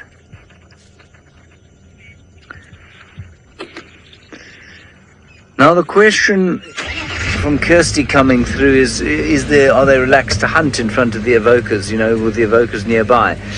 Obviously you're asking Kirsty if the noise of the hunt is going to perhaps bring in the evoker males. It may well bring in the evoker males, Kirsty, but they don't have a choice. They have to eat. So I don't think they're thinking about where those males are. I think all they're thinking now is, where is our next meal coming from? They're all around the impala are rutting, and that's what they've stopped to listen to. That's how they're picking in the direction to go in. And what we have coming next is the young male. He's decided he can be of some assistance. There he is. Which, of course, is extremely unusual for a teenage male to do anything of use for the family. Good on you, mate. Bear in mind that all your friends are going to call you a brown noser now. And the rest of them are coming too. I'm going to move. I'm just going to try and get into a position where we can watch the front of the hunt. Now, Patrick, I'd say they look more than a bit thin. I'd say they look quite a lot thin. So they are going to, I was just saying to Seb, if those wildebeest on quarantine clearings, which are the big clearings up that side, which is where they have been spending a lot of time, one of them is probably going to meet its maker this evening. Now, this is quite a difficult block to get through, and I'm just going to tell Kirsten, who's directing, to perhaps suggest to one of the others, if they don't have anything, Ralph maybe, to head up towards quarantine and maybe stick around there, because if they do head that way, in fact, I think I can see the wildebeest from here. If they do head that way, then we're not going to be able to cross this drainage system that is separating us from them. No wildebeest just yet. I did not see them. So the youngsters are following, but they are keeping their distance.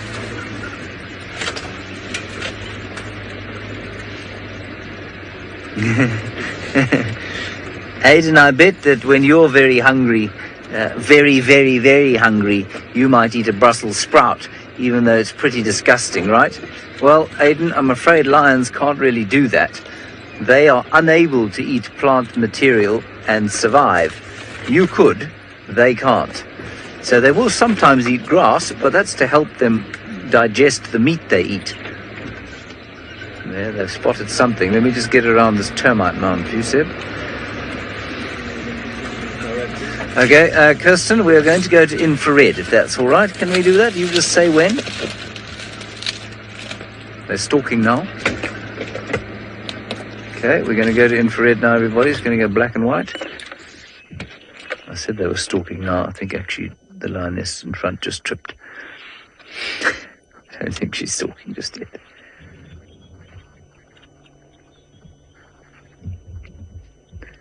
Someone gonna die tonight. Is that amber eyes in front? Obviously very difficult to tell from her eyes in infrared here. They look like they might be amberish.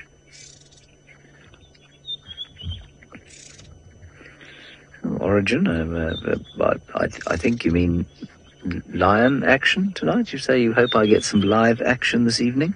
Me too. Thank you, Origin. You can hear the white-browed scrub robin calling as the last lions come through.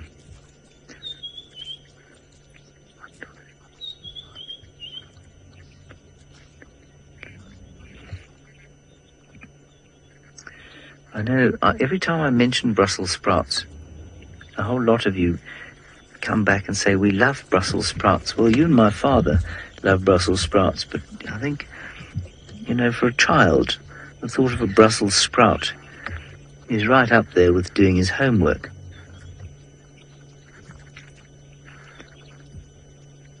Maybe it's an acquired taste. I know Amanda, our wonderful chef, made some delicious Brussels sprouts once. But they were delicious because they didn't taste like Brussels sprouts. Listening, smelling. And putting paid to, I think, the ridiculous theory that lions hunt with the wind. Those lions are just moving. The wind is coming from behind them. I don't think they pay attention to which way the wind is blowing.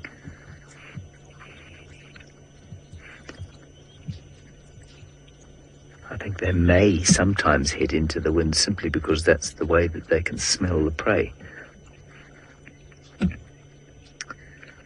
Yeah, they have the young male now behaving like young males, Seb. That's much more teenage young male behavior over there. There we go. You guys go and get dinner. I'll catch up with you once it's done. Alrighty.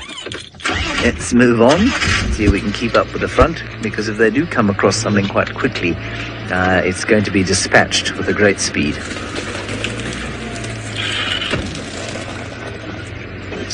We don't really know, Fiona. Their ability to communicate during a hunt is something of a mystery.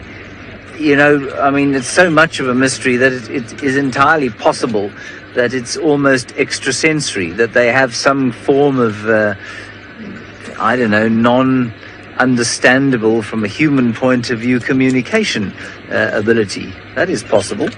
But we don't really know how they coordinate a hunt, how they get it together and decide what to do.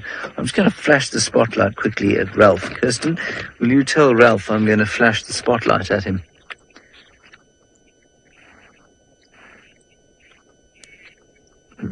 And we'll just tell Ralph where we are. Right, these kitties we're going to follow into the thicket. The other kitty we've had today is now also trying to find himself some nighttime meal.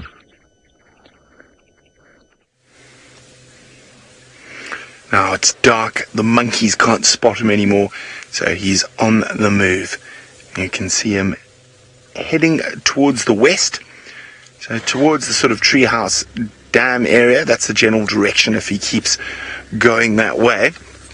Okay, now the camera might be able to see in infrared, however I can't, so I'm going to have to pop my lights on just so we don't get stuck.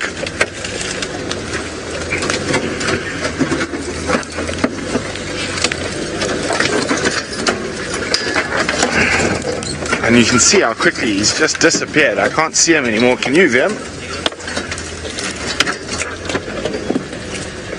Oh, I'll just wait till I can spot him again. I think he walked down through here. But leopards are experts at melting into the bush.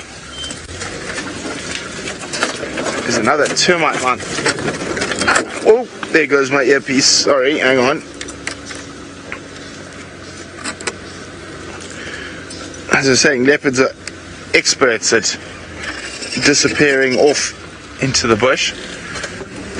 There he is. He's gone towards that termite mound.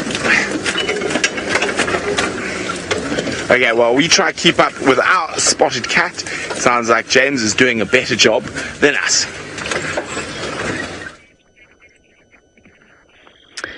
Well, we've just got a lot more cats to follow, so it's probably a bit easier for us. Young lioness right next to us, looking at my rather skimpy calves with well, nothing short of salivation. I'm going to tell you, that doesn't happen very often. It's not often that anything looks at my calves and salivates.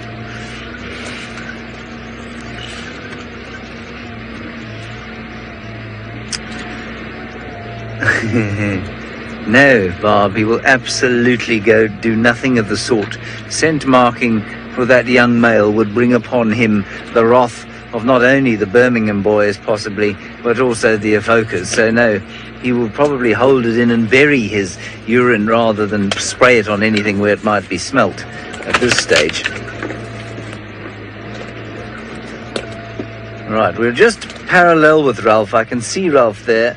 But the lions are now not heading towards him well, they're now slowly turning. Ralph is definitely in the right spot. They're going into a very steep and nasty drainage system. I'm going to have to turn on my lights here, otherwise we're going to hit something or drive into a hole. I'm very good at that. I'm excellent at driving into holes. World class. Okay. They're coming straight past the front of us now. Let's go over to Ralph. I don't think he knows quite where we are just yet. Well, everyone, hey, I've got a visual on James. He's just across the block from us, and we're to his north, he's to our south. And so if these lions do start to move through into this thicket here, well, we've got them covered out on this side. So perfect situation here. We've got an ambush for them waiting. If they move through, well, we'll see them on this side. So let's head back to James because he still has them. Let's scratch something. Yeah, they like those trees to scratch on. They've just started approaching this. Oh, they're starting to run. Hang on.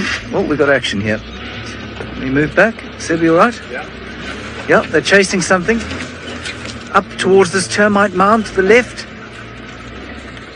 Yeah, running left, Seb, straight in front of us. No, got them. I can't see anything now. I'm going to have to turn on lights, I'm afraid. I saw one running up here.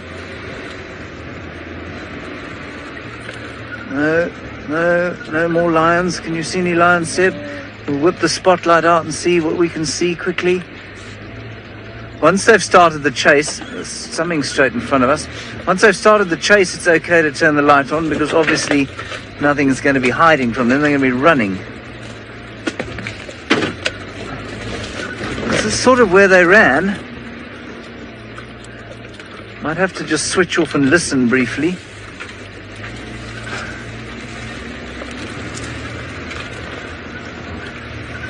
Come on, chaps, where are you? Can we just switch off?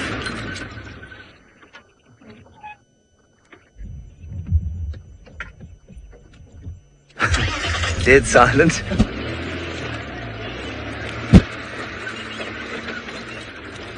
Oh, don't say you've disappeared. They couldn't have come this far, could they? They all kind of ran up the other way, I think. Not so, Seb? Yeah, I think up here somewhere.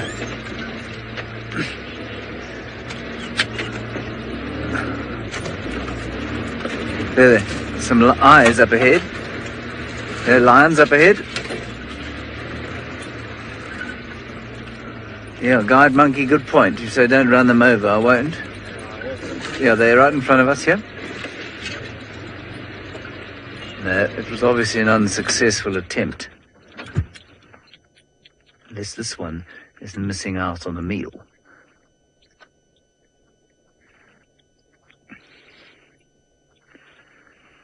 Yes, Patrick, absolutely. We need to watch out for aardvark holes, which I've driven into many, of course. Stivovo is the aardvark hole king at the moment. He and Sebastian drove. Yes.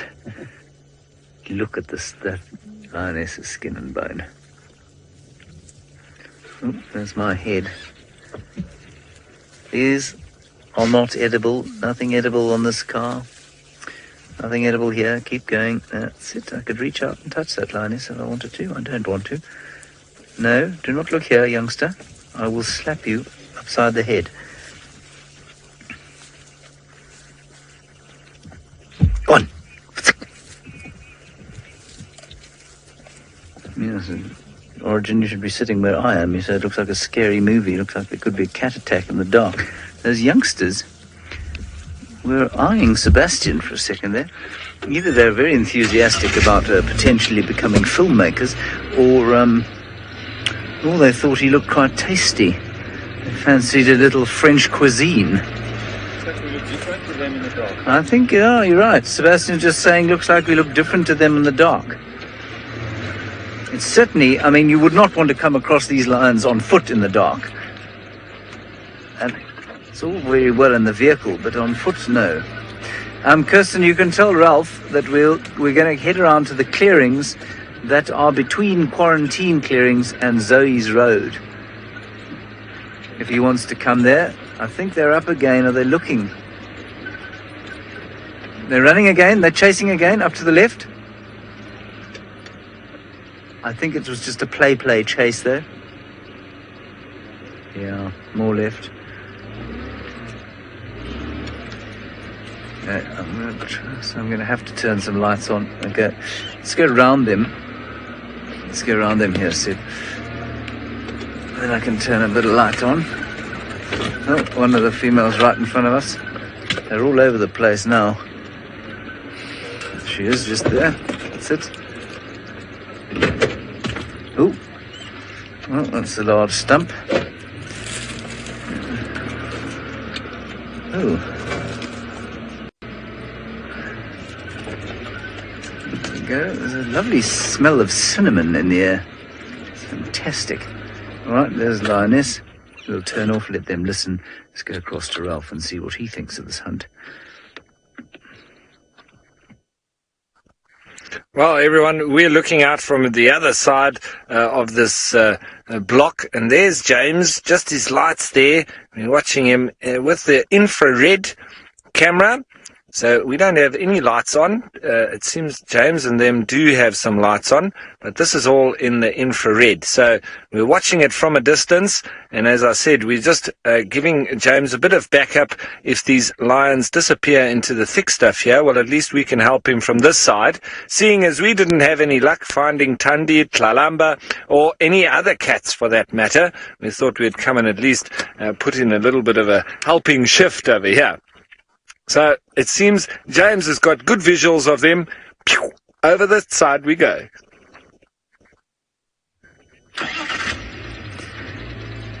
We heard some growling just behind this female. I don't think they've got anything to eat. She didn't react very quickly. We'll just look up to where she was looking. Can you see anything in there, Sid?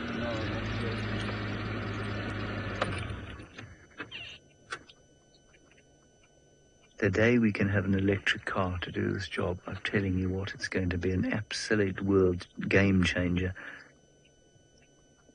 Can hear them moving out. Guess one of them's whacked a scrub hair or something. Carry on going forward.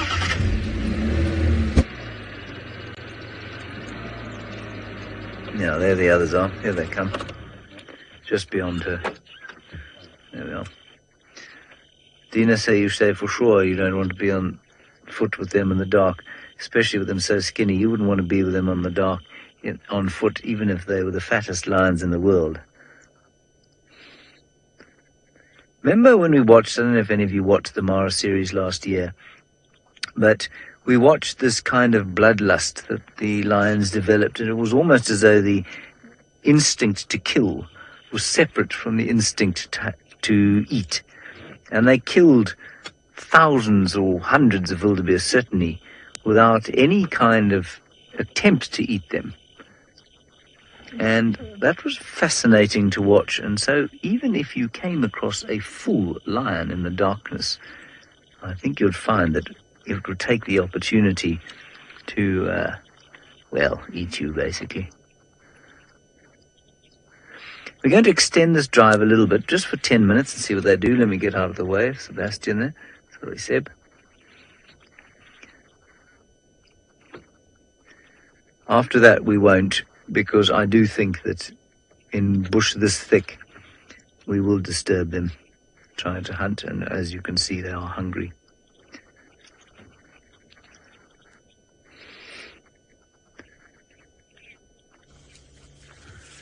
Yes, Sophia, I absolutely agree. It's been a very long time since I have followed lions on the hunt here.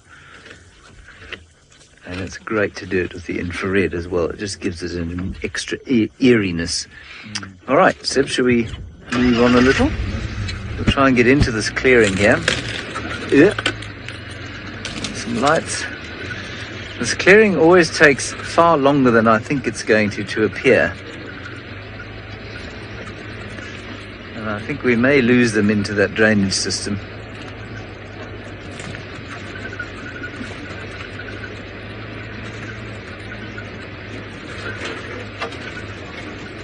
No, we're not going to get in here.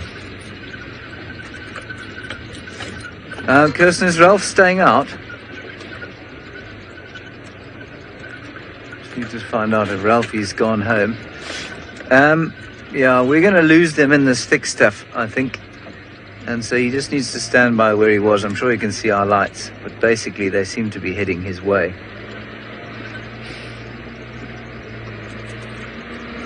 Yeah, we are now on the edge of this drainage system.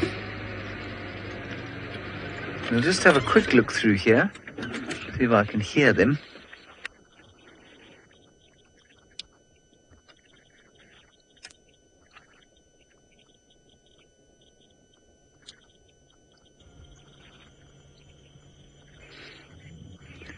No, they've disappeared. Sometimes, Lynn, if it's really exciting, we'll stay with it after drive. But it's not very often that we do. You know, so often it's a hunting cat, and while it's great fun to watch a hunting cat, there's Ralph, you can see him, it can affect their ability to hunt, and so, you know, generally we don't. Generally we'll go home. We're going to have to try and go around this thicket, everybody. We'll try one more look, see if they don't pop out with Ralph there, and then if they don't, we'll call an end to this marvellous afternoon we've had.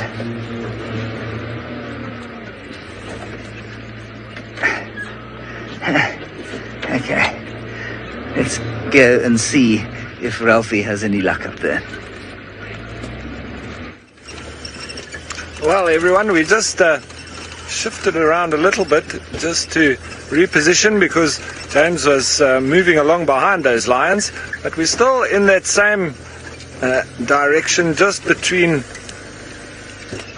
us and James is where these lions were. So in this block just up ahead in front of us, you can see it there, but we wonder they'll pop out on this road somewhere just ahead of us here if they are on their way through. So we'll just patrol here a little bit and hopefully not fall in an aardvark hole here.